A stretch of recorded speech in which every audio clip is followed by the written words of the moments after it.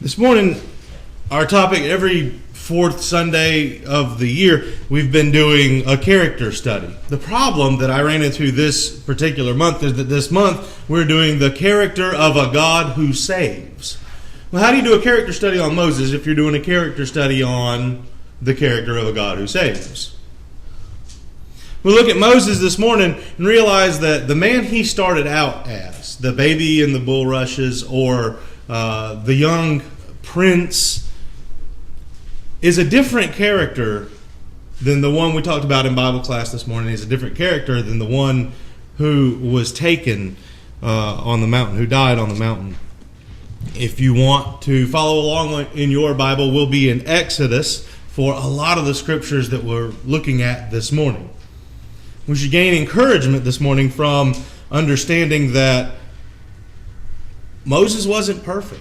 Moses was just a guy, and based on what he did, he rose in, if you want to say power, if you want to say his status in life. It's kind of hard to rise to being a prince and then to something else, except that statuses of this world don't matter. It's our standing with God that matters. So I wonder, what do you think of Moses? What picture of Moses pops into your head? I think that the tide has turned, and most of us in this room are young enough to say that we don't think of Charlton Heston as Moses. You might, that's fine. But that's not the picture that the Bible specifically paints. I'm not going to get into whether or not he acted well or the movies were any good. I actually haven't seen them. But whatever your picture of Moses is, let's look at what the Bible says this morning on who Moses is. First of all, Moses is a murderer. After he is born and there's some happenings around his birth with his mother hiding them and then getting called to actually nurse him for the daughter of Pharaoh, he's raised up and comes along a fight, and in his efforts to break up the fight or to separate the two parties, or in whatever way it was that he was trying to bring this fight to cessation, he kills the guy. He kills the Egyptian. Not only does he kill him, he understands, I would say, he's in the wrong for this, because he doesn't come back to Pharaoh and say, look, this is what happened. He says, what he does is he struck down the Egyptian, he hit him in the sand. Well, that doesn't sound like you were on the up and up if you're trying to bury the evidence of the crime. Moses is a murderer. He doesn't try to hide from that fact, but he does try to hide from that fact. He runs away. He becomes a fugitive. Okay, so now Moses is not only a murderer, but he's a fugitive from justice. He's a fugitive from the nation of Egypt, and he runs away. Moses is also a guy who is inquisitive and finds a burning bush. And this is where things start to change. This is where the story of Moses that we want to picture picks up. But before God is manifest in the burning bush, before the message of take off your sandals, you are on holy ground, before go to Pharaoh and tell him let my people go, Moses doesn't look like that good of a character. He really doesn't have a whole lot of redeeming qualities before this moment.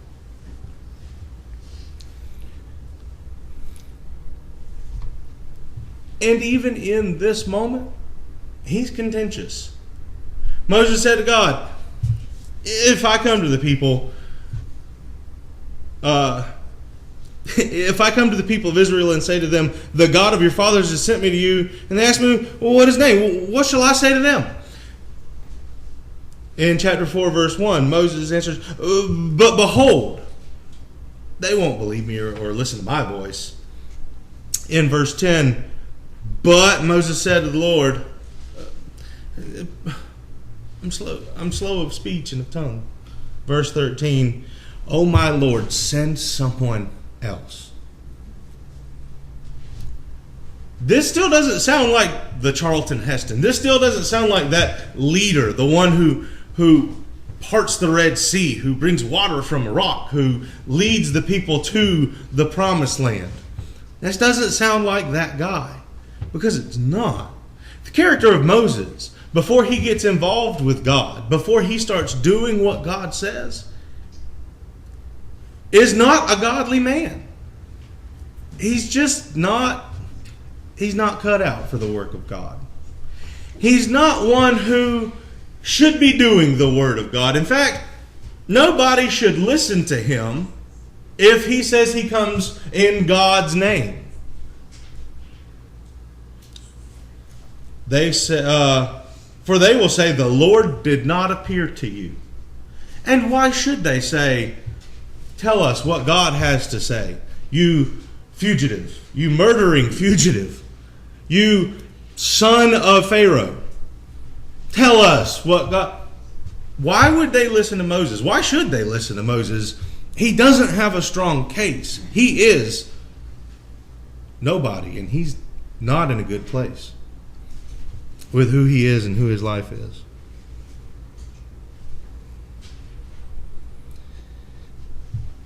He starts doing what God says. He goes to the people, or he's going to go. He finally says, okay, with Aaron, he'll go to Pharaoh. Okay, so God tells him to get Aaron. Aaron will be his mouthpiece, and he will talk to Moses, and Moses will talk to Aaron, and Aaron will talk to Pharaoh. Okay, I'm going to go do that. And in chapter 4, we find that to go along with being a murderer and to go along with being a fugitive, he's not even being a good Jew. He hasn't circumcised his son. His wife, Zipporah, has to take flint and circumcise their son just before Moses is going to be destroyed. Have you seen he's not a good guy? He is not the one God should use, right? Why would God choose this man? It's because of what he's going to be. It's because of what he can be. And it's not because of what has been done, but what he will do. God's looking forward and seeing what Moses will become.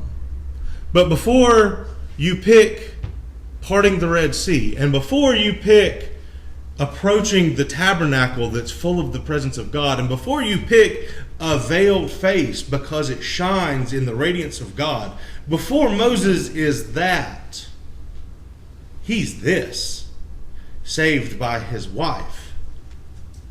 He is in a foreign land because of what he's done in his hometown.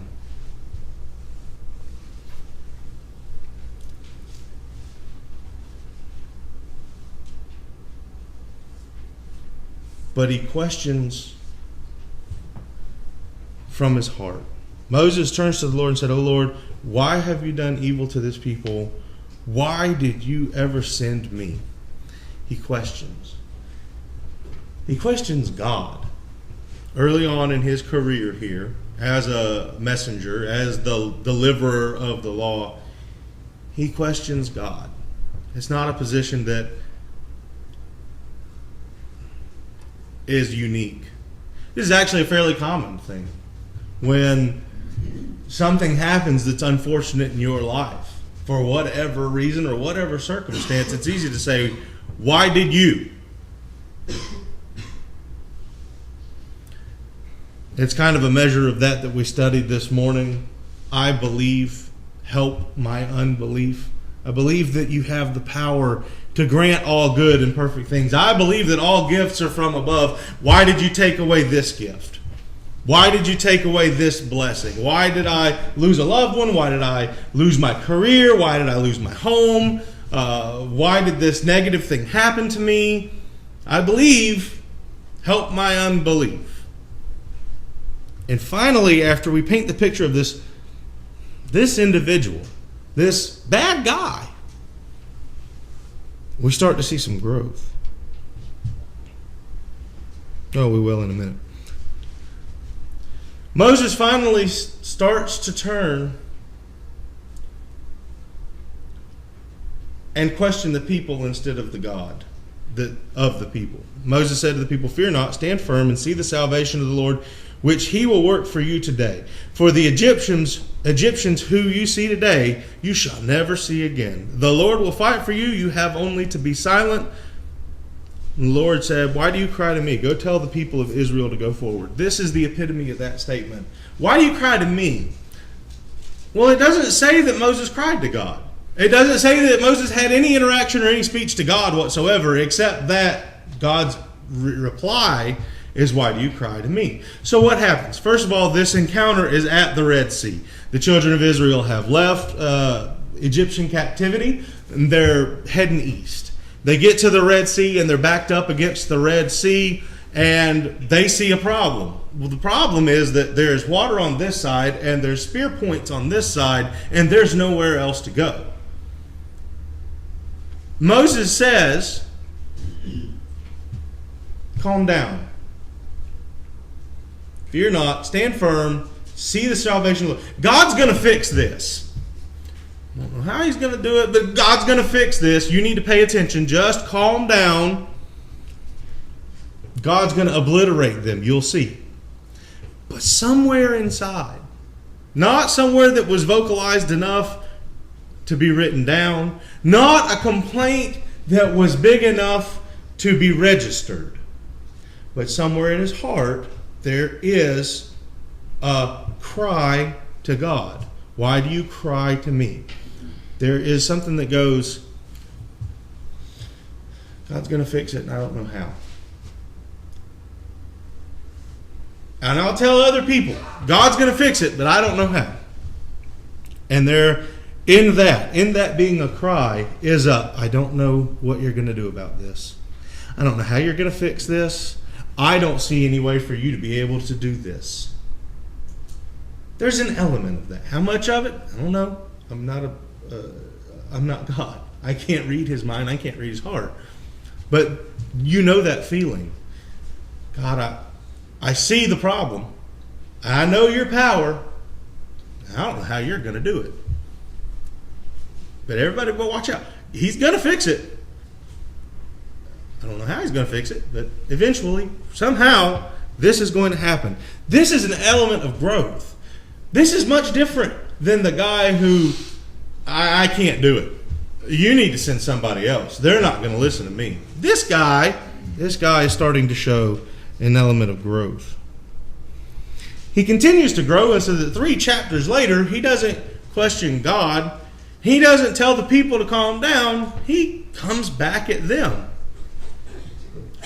Moses said to them, "Why do you quarrel with me? Why do you test the Lord? Don't you know he's going to fix this? Don't you know God has you in mind? Don't you know you're his people? Why are you testing God?"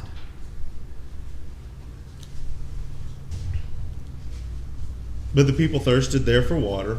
People grumbled against Moses.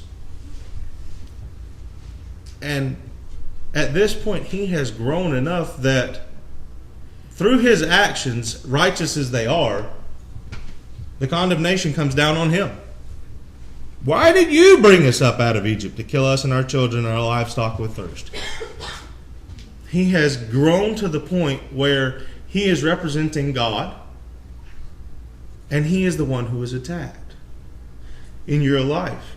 As you leave this building and go wherever else, and you represent God as a Christian, you will be attacked. That's an element of growth. That should tell you, hey, I've gotten somewhere. I've made some advancements.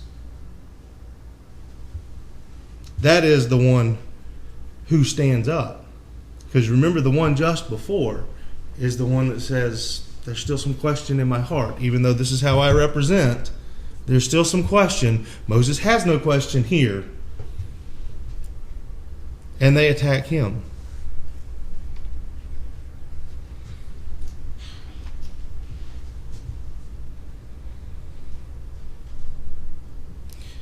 They attack him to the point where Moses comes to God and says, they are almost ready to stone me. Can you imagine growing to that point in your life? Maybe some of you are there. If so, that's terrific. That's really terrific, and you should be commended. Some of us aren't. Some aren't ready to go, you know what? All right, pick up the stones, do what you got to do. I'll meet him in about 10 minutes, and it'll be okay. What shall I do with this people? They are almost ready to stone me. The Lord said to Moses, it'll be okay. No. The Lord said to Moses, everything's going to be fine, or I'm going to take away all the rocks. He says, keep working. Pass on before the people, taking with you some of the elders of Israel, take in your hand the staff with which you struck the Nile, and go, behold, I will stand there before you on the rock of Horeb, and you shall strike the rock, and water will come out of it, and the people will drink. So Moses did. They're almost ready to stone me. All right, well, go get in front of them again. Go do something else. Continue to do my work. Okay. And so he did. Sometimes it's difficult to continue. It's not just standing fast, and it's not just standing firm and saying, you know what? Take your best shot. I'll take it, and I'll take it humbly. I'll take it on the cheek, and I'll turn the other cheek as well.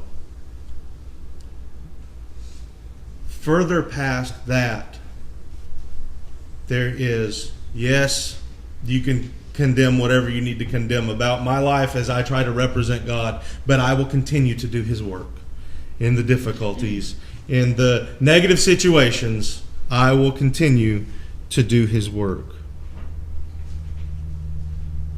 What does that tell us about the character of the man?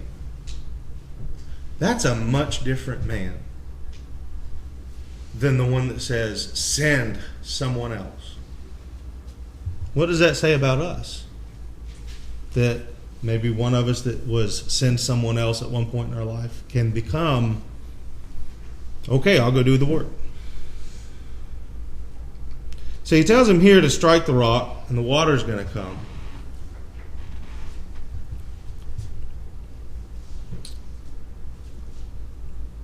And he does.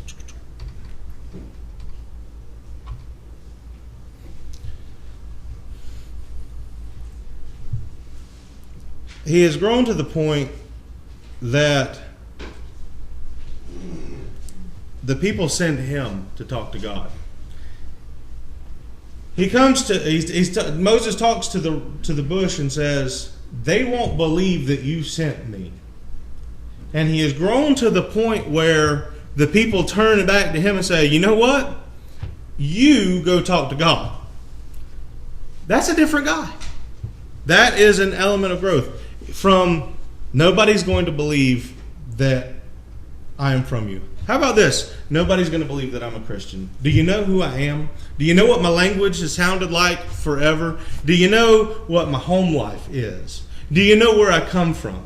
Do you know that this is the activities that I engage in? All of these things that are on your don't do these list. That's who I am. Nobody is going to believe that I'm a Christian. 2, will you talk to God for me? That's the change in the person that Moses has become. You talk to God for us. You speak to us and we will listen. But do not let God speak to us lest we die. You're the one who's good enough to talk to God. That's a different guy. This guy has a relationship with God. This guy is not afraid to God and say, show me why you are what you are.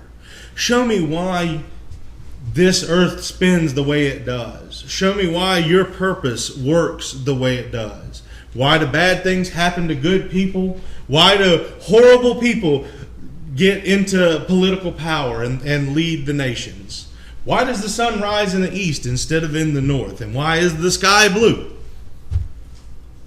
Tell me, teach me why things work this way.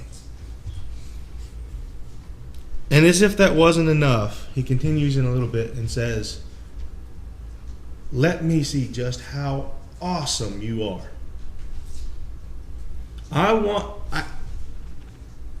I want to see God.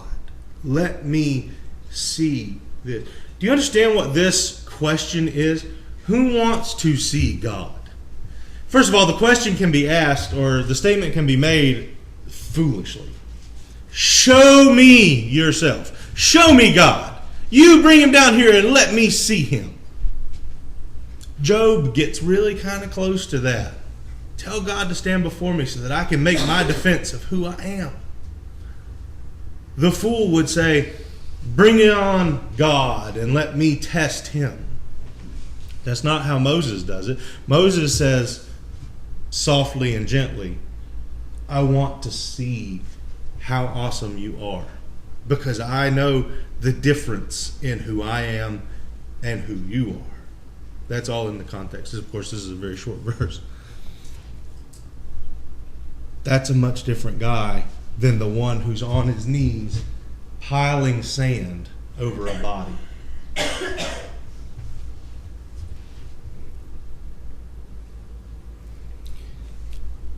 But after that,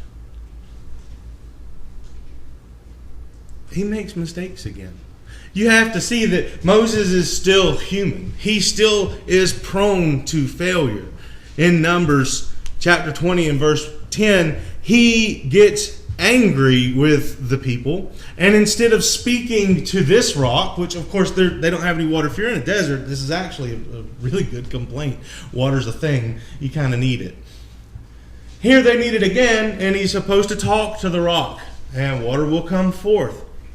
But he hits the rock instead. His anger, his emotion, he gets in the way of himself. Now, first of all, this is where we're supposed to understand the story of the rock that provides water for us. The foundation, the cornerstone of the kingdom, Jesus the Christ, and the living water that he provides. How we come in contact and have a covenant relationship with him. We please him with entering into that water in baptism to be part of him.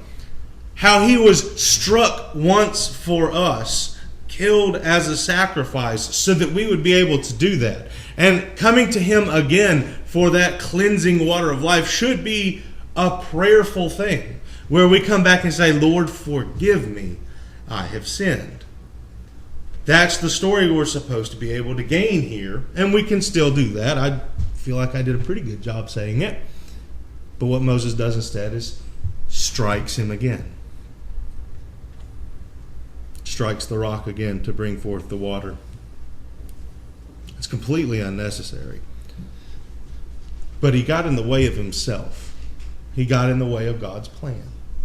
He put his anger, he let his emotion, he let whatever, for him it's his anger, it's his emotion, get in the way. But doesn't that work for us? Isn't there something, whether it's an emotion of, I got caught up in this because everybody was having a good time and look how I made a mess of this situation.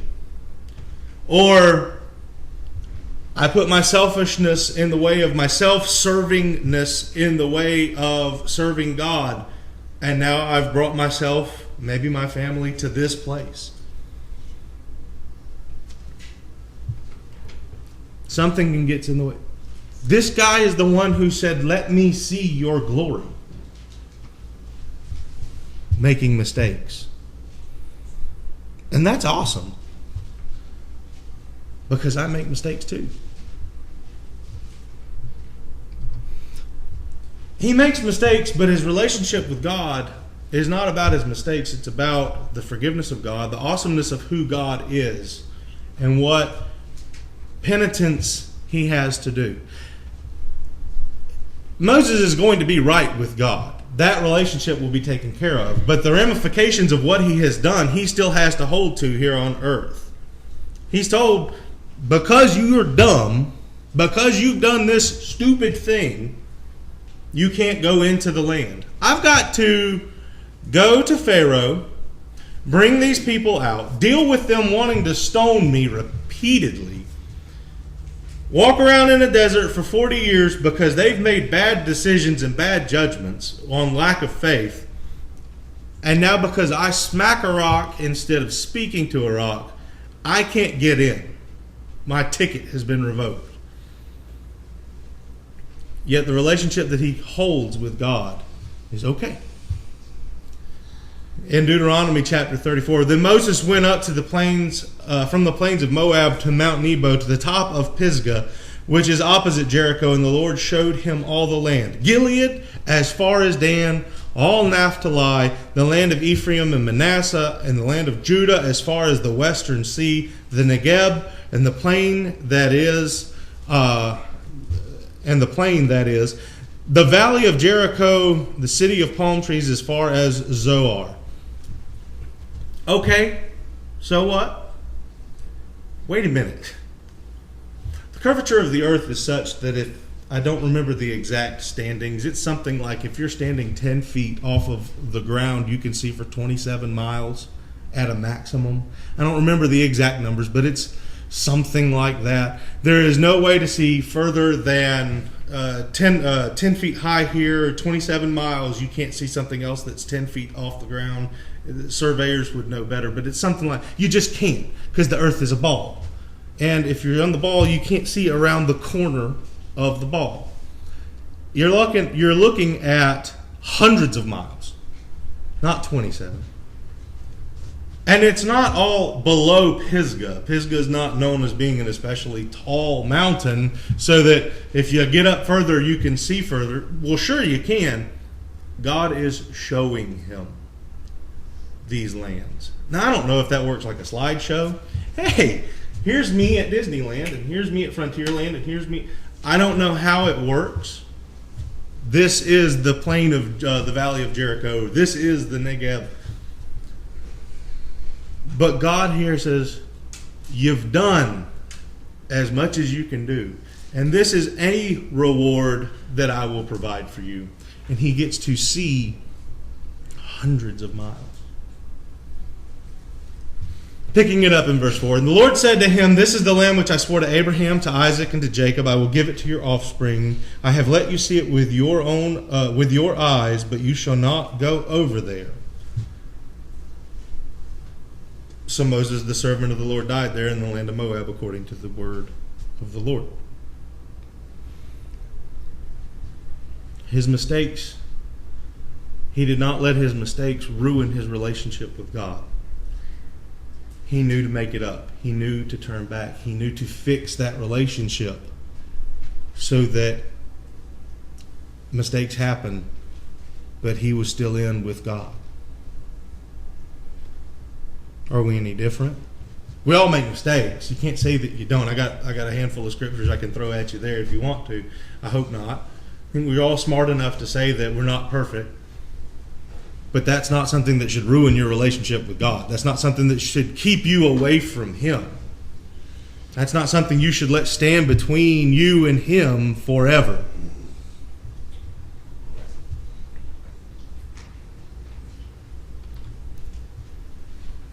You should make progress. One of the things about Paul writing to the Philippians in his letter is that he uses words that we can understand, but we put them into context that fits well for us. For your progress and joy in the faith. For your progress and joy means you're not always going to be happy. Sometimes you're going to have more joy than less. Otherwise, it would be a fixed amount. There's an amount of progress that you can have in joy. There's also an amount of progress you can have in faith. You can have this much faith, or you can have this much faith. It's a journey. It's a progression. It also is not a condemnation of this much faith. It's also not rewarded will be fixed at this much faith. If the scale is 1 to 100, there's no grade line that says you have to get 70 to pass. It's not common core. It's common mercy. Or I should say it's common from him, which is uncommon mercy. A couple of verses later, because that's available, because it's a progression, you need to progress. Only let your manner of life be worthy of the gospel of Christ, so that whether I come or whether come and see you, or I'm absent, I may hear that you are standing firm in one spirit, with one mind, striving side by side for the faith of the gospel. It's a progression, meaning not only that you can have more and you can have less, but that you are expected to gain in, that you are expected to increase in. That, yes, sure, you may be a murderer, or you may be a fugitive, or you may have whatever other problems are in your life. But that's not where you're expected to stay. You are expected to gain. You are expected to grow and become a better person, because the character of God is one that should cause change in you.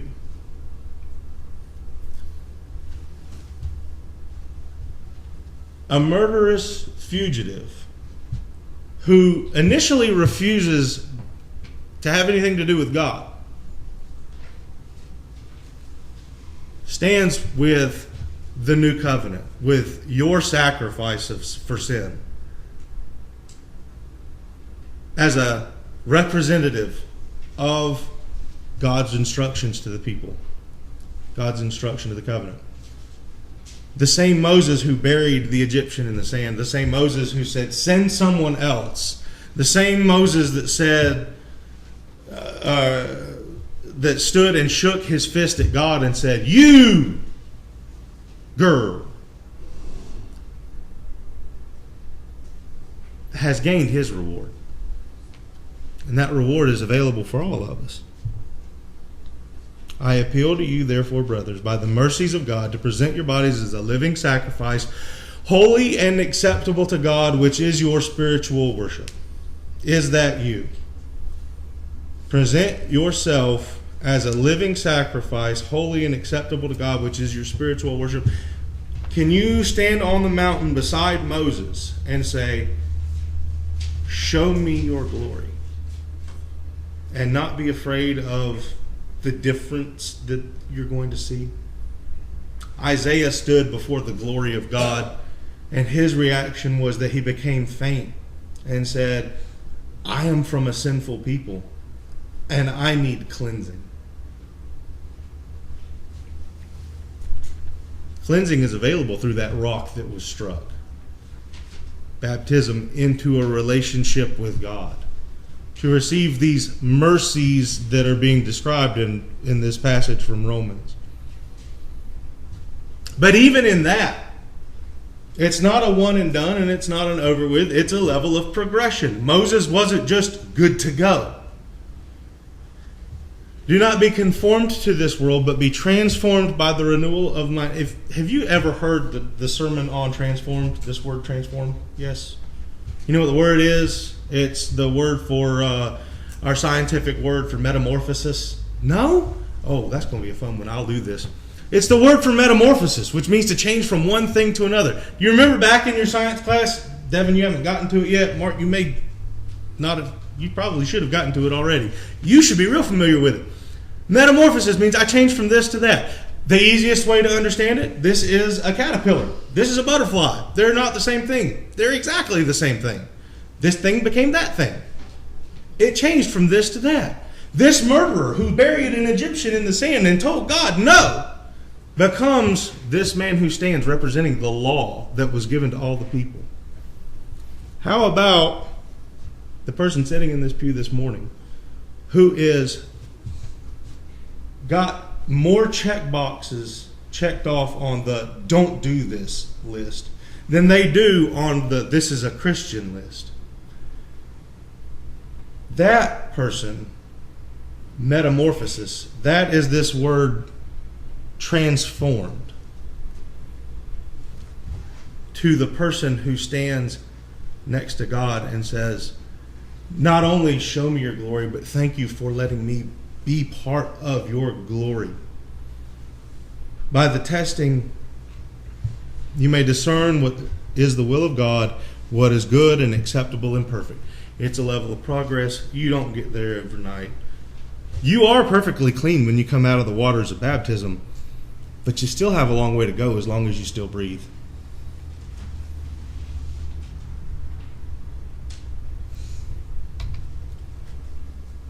Are you holding back something that needs to be changed? Progress doesn't work when the anchor is down. Progress doesn't work when the brakes are on. Progress doesn't work when you justify where you are in your life as opposed to accepting that you need to be and working towards something else. In weightlifting, it was like, if you can lift, I'll use something obscure that nobody can get to, like 1,000 pounds. And if you work and work and work and you lift 1,000 pounds, well, now you got 1,000 pounds. It's really hard to keep going so that you can lift 1,010 pounds. There's still more work involved. If you're lifting 1,010 pounds, that means your warm-up weight's probably somewhere around 500 or 600 pounds. Warm-up weight is what you get your muscles warm with. If you'll look around at your brothers and sisters, you can see there are some things that some people have down pat. Some people never make use of their mouth in a way that God would be embarrassed of. They could talk in front of God and you say, he didn't make a slip up of the tongue ever. How did they do that? Some people always have their attitudes in check so that they don't react to things, they respond. How do they do that? Some people can keep their behavior in check at all times. And I look at them and say, how do you do that? How do you not get angry and lash out? That's a pretty good trick. I need to learn that one. Progress doesn't work when the brakes are on. Progress doesn't work when you continue to do what you've always done.